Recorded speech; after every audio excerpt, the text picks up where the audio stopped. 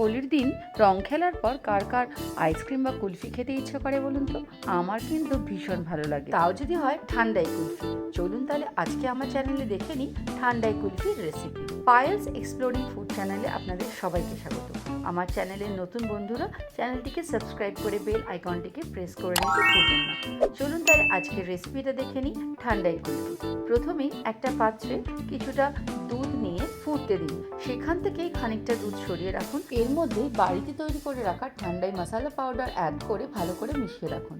Dessert item হলেও এখানে সবার হেলথের কথা মাথায় রেখে আমি কিন্তু কোনো চিনি বা গুড় ইউজ করিনি, ইউজ করেছি ডেটস বা খেজুর।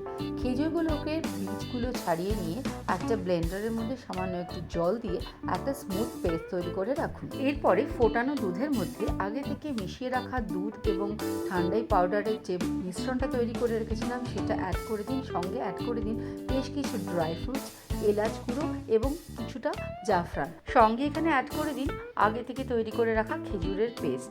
এই সমস্ত উপকরণ দিয়ে খুব ভালো করে মিশিয়ে নিন এবং পিঞ্চ অফ সল্ট দিয়ে ভালো করে মিশিয়ে একটুখানি ফুটিয়ে নামিয়ে রেখে ঠান্ডা করে এরকম কোনো কুলফি বা আইসক্রিম মোল্ডে ঢেলে নিয়ে 5 থেকে 6 ঘন্টার জন্য ফ্রিজারে রেখে দিলেই কিন্তু তৈরি হয়ে যাবে ঠান্ডাই কুলফি।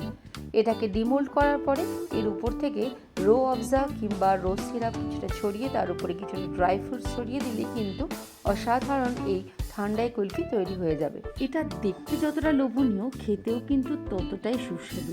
আর সব থেকে বড় কথা হলো এটা পুরোপুরি হেলদি, যেটা বাচ্চা থেকে বড় সবাই কিন্তু খুবই ইজিলি খেতে পারবে। তো বাড়িতে সহজেই বানিয়ে নিন এই রেসিপিটা, আর হোলির দিন আপনার বন্ধু বান্ধব এবং প্রিয়জনদের সঙ্গে এনজয় করুন ঠান্ডাই কুলফির মজা। তো কেমন লাগলো আজকের এই হেলদি রেসিপিটা জানাতে ভুলবেন না। সবাই খুব ভালো থাকবেন, সুস্থ থাকবেন। হোলি এবং দোলযাত্রার সবাইকে শুভেচ্ছা।